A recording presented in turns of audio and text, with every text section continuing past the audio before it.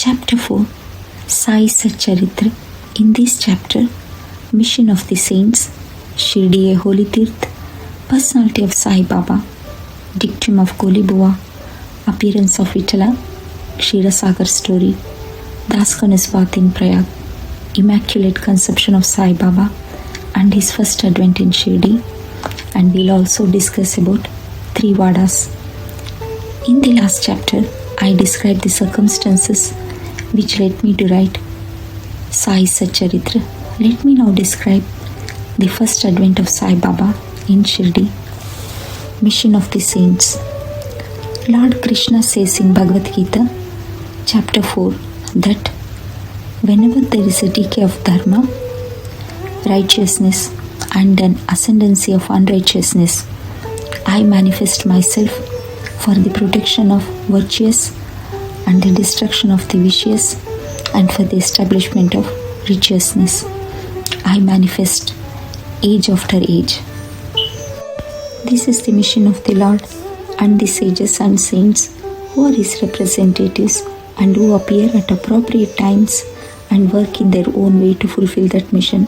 For instance, when the twice born, the Brahmins, the Kshatriyas and the Vaishyas neglect their duties, and when the Shudras try to usurp the duties of other classes, when the spiritual preceptors are not respected but humiliated, when nobody cares for religious instruction, when everybody thinks himself very learned, when people began to partake of forbidden foods and intoxicating drinks, when under the cloak of religious people indulge in malpractices, when people belonging to different sects fight amongst themselves, when Brahmins fail to do Sandhya adoration and the Orthodox leave their religious practices, when yogis neglect their meditation, when people began to think that wealth, progeny, wife are their sole concern and thus turn away from the true path of salvation, then saints appear and try to set matter right by their words and action. They serve us as beacon lights and show us the path and the right way for us to follow. In this way, many saints, Nivritti, Jnanadev, Muktabai, Namadev, Gora, Gonai, Eknath, Tukaram, Narahari, Narsibai, Sajjan Kasai, Savataram Das, and various others did appear at various times to show the right path to the people, and so the present advent came as Sri Sai Baba of Shirdi. Shirdi, a holy tirth. The banks of the Godavari river in the Ahmednagar district are very fortunate, for they gave birth and refuge to many saints. Prominent amongst them are Jnaneshwar. Shirdi also falls in the Kopargaon Taluka of the Ahmednagar district. After crossing the Godavari river at Kopargaon, one gets on the way to Shirdi. When you go 3 kos, that is 9 miles, you come to Nimgaon, from where Shirdi is visible. Shirdi is as famous and well known as other holy places like Gangapur, Narsingwada, Audambar on the bank of Krishna river. As the devotee Damoji flourished and blessed Mangalaveda near Pandrapur, as Samartha Ramdas at Sajjangad, as Sri Narsimha Saraswati at Saraswati Vada, so Sainath flourished at Shirdi and blessed it. Let us know the personality of Sai Baba. It is on account of Sri Sai Baba that Shirdi grew into importance. Let us see what sort of personage Sai Baba was. He conquered this sansar, worldly existence, which is very difficult and hard to cross. Peace or mental calm was his ornament, and he was reciprocity of wisdom. He was the home of Vaishnava devotees, most generous like Karna. Amongst all, the quintessence of all essence, he had no love for perishable things and was always engrossed in self-realization, which was his sole concern. He felt no pleasure in the things of the world or of the world beyond. His antarang heart was as clear as mirror, and his speech always rained nectar. The rich and poor people were the same to him. He neither knew nor cared for honor or dishonor. He was the Lord of all beings. He spoke freely and mixed with all people, watched the acting and dances of the Nauj girls, and heard ghazal songs. Still, he swayed not an inch from Samadhi. The name of Allah was always on his lips. While the world awoke, he slept, and while the world slept, he was vigilant. His inner self was as calm as deep sea. His ashram could not be determined, nor his action could be definitely determined. And though he sat in one place, he knew all the transaction of the world. His darbar was imposing. He told hundreds of stories daily. Still, he swayed not an inch from his oath of silence. He always leaned against the wall in the masjid or walked morning, noon, and evening towards Lendi and Chowdi. Still, he at all times abided in the self. Though a Siddha, he acted like a Sadhaka. He was meek, humble, and egoless, and pleased all. Such was Sai Baba, and as the soil of Shirdi was trodden by Sai Baba's feet, it attained extraordinary importance. As Gnaneshwar elevated Alandi, Eknathji to Python, and so Sai Baba raised Shirdi. Blessed are the grass leaves and stones of Shirdi, for they could kiss the holy feet of Sai Baba and take his dust on their head. Shirdi became to us devotees another Pandharpur, Jagannath, Dwarka, Banaras, and Rameshwar, Badri Kedar, Nasik, Triambakeshwar, Ujjain, and Mahakaleshwar or Mahabaleshwar, Gokarna. Contact of Sai Baba in Shirdi was like our study of Vedas and Tantra. It quietened our sansar and rendered self-realization. The darshan of Sri Sai was our yoga sadhana, and talk with him removed our sins. Shampooing his legs was our bath in Triveni Prayag, and drinking the holy water of his feet destroyed our sins. To us his commands were Vedas, and accepting eating his udi, sacred ashes, and prasad was all purifying. He was our Sri Krishna and Sri Rama, who gave us salas, and he was our Parabrahma, absolute reality. He was himself beyond the pair of dvandas, never dejected nor elated. He was always engrossed in his self as existence, knowledge, and bliss. Shirdi was his center, but his field of action extended far beyond to Punjab, Calcutta, North India, Gujarat, Dhaka, and Konkan. Thus the fame of Sai Baba spread far and wide, and people from all parts came to take his darshan and be blessed. By mere darshan, minds of people, whether pure or impure, would become quiet at once. They got here the same unparalleled joy that devotees get at Pandharpur by seeing Vitala Rukumai. This is not an exaggeration. Consider what a devotee says in this respect. Dictum of Goli Buva. An old devotee by name Goli Buva, aged about 95 years, was a Varkari of Pandri. He stayed for 8 months at Pandharpur and for 4 months Ashada to Kartik, that is July to November, on the banks of Ganges. He had a donkey with him for carrying his luggage, and a disciple as his companion. Every year he made his wari or trip to Pandharpur and came to Shirdi to see Sai Baba, whom he loved most. He used to gaze at Baba, saying, "This is Pandrinath Vitala incarnate, the merciful Lord of the poor and helpless." This Goli Buva was a devotee of Vithoba and had made many a trip to Pandri, and he testified that Sai Baba was real Pandrinath. Let us see how Vitala himself appeared. Sai Baba was very fond of remembering and singing God's name.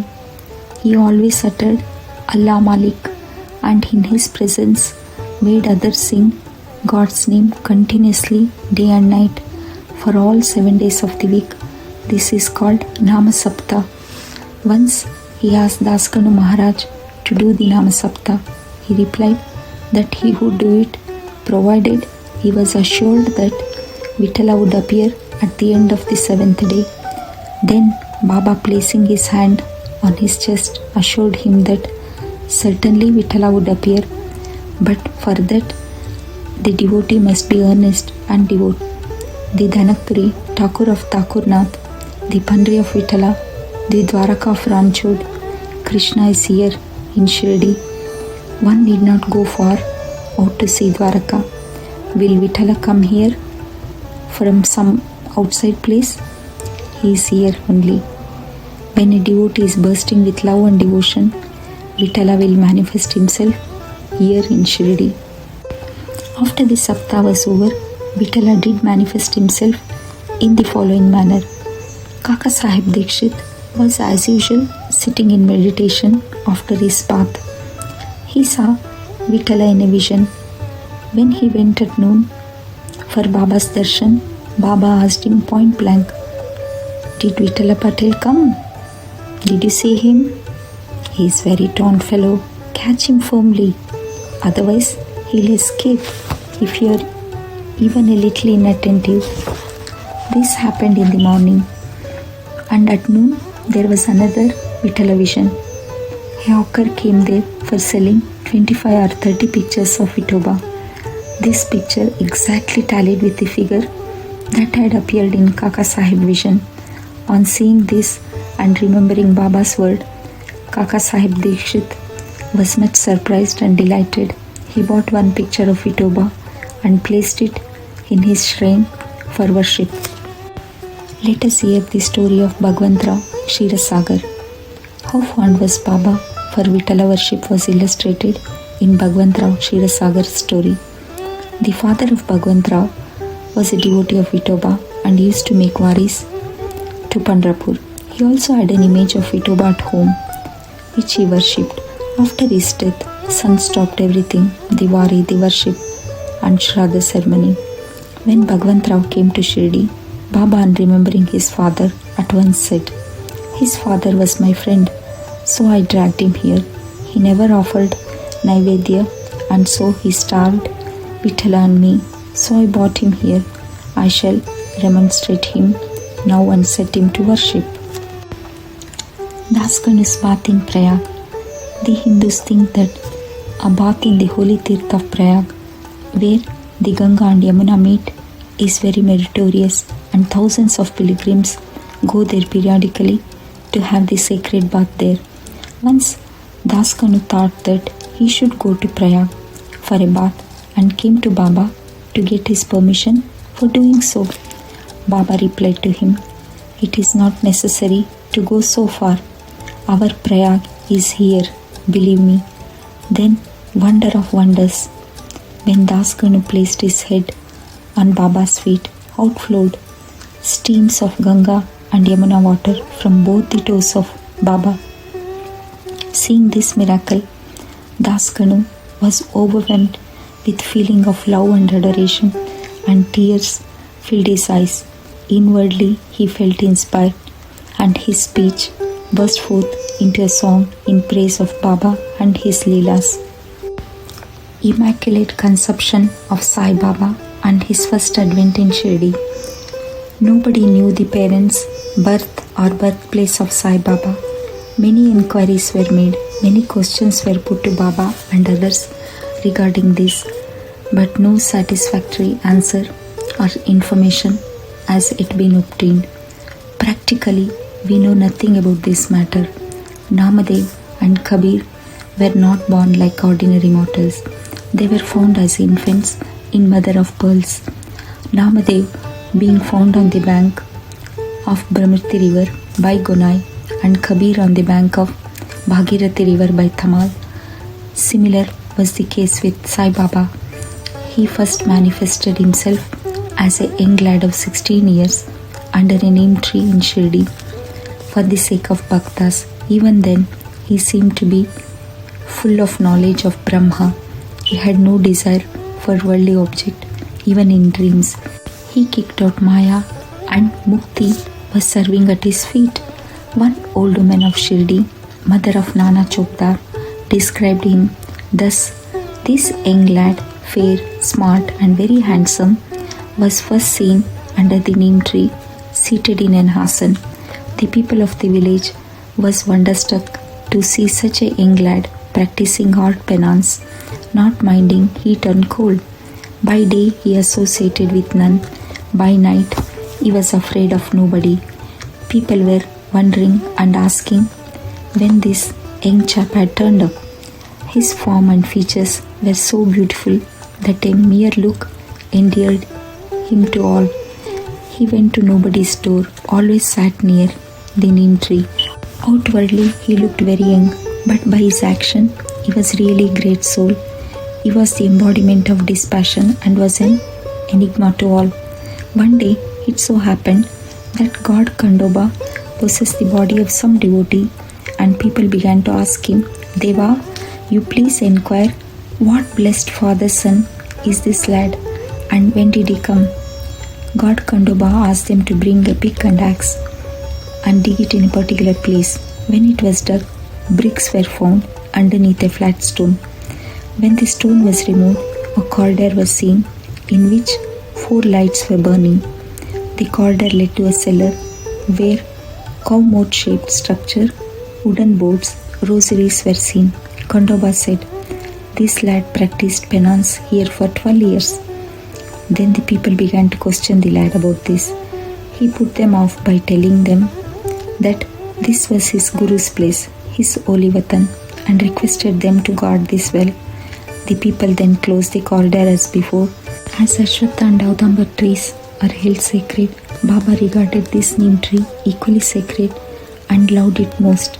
Malaspati and other Shirdi devotees regard this site as the resting place, Samadhi Sthan of Baba's Guru, and prostrate before it. Let us hear the story of 3 Vadas. The site with the neem tree and the surrounding space was bought by Mr. Hari Vinayak Sate, and on this site a big building style Sate Vada was erected. This Vada was the sole resting place for pilgrim who flocked there. A platform was built round the neem tree, and the lofts with steps were constructed. Under the steps there is a night facing south, and devotees sit on the platform facing north. It is believed that he who burns incense there on Thursday and Friday evening will by God's grace be happy. This Vada was old and dilapidated and needed repairs. The necessary repairs, addition and alteration have been made now by the Sansthan. Then, after some years, another Vada, Dikshit Vada, was constructed. Kaka Sahib Dikshit, solicitor of Mumbai, had gone to England. He had injured his leg in an accident there. The injury could not be got rid by any means. Nana Sahib Chandorkar advised him to see Sai Baba. So he went to Sai Baba in 1909 and requested him to cure the lameness of his mind rather than that of his leg. He was so much pleased with the darshan of Sai Baba that he decided to reside in Shirdi. So he built a Vada for himself and other devotees. The foundation of this building was laid on 10/12/1910. On this day, 2 other important events took place. Mr. Dada Sahib Karpade was given permission to return home. The night Aarti at the Chavdi was started. The Vada was completed and was inhabited on the Ramanavami day in 1911 with due rites and formalities. Then another Vada or mansion was put up by the famous millionaire Mr. Booty of Nagpur. A lot of money was spent on this building, but it was all well utilized, as Sai Baba's body is resting in this Vada, which is now called the Samadhi Mandir. The site of this mandir formerly had a garden which was watered and looked after by Baba. 3 Vadas thus came up where there were none formerly. Of this, Sate Vada was most useful to all in the early days. The story of the garden, which was attended by Sai Baba with the help of Vaman Tatya, the temporary absence of Sai Baba from Shirdi, and his coming again to Shirdi with the marriage party of Chand Patel, the company of Devi Das, Janki Das and Gangagir, Baba's wrestling match with Modern Tamboli, residing in the masjid, love of Mr. Dingley, and other devotees and other incidents will be described in the next chapter. Bo to Sri Sai, peace be to all.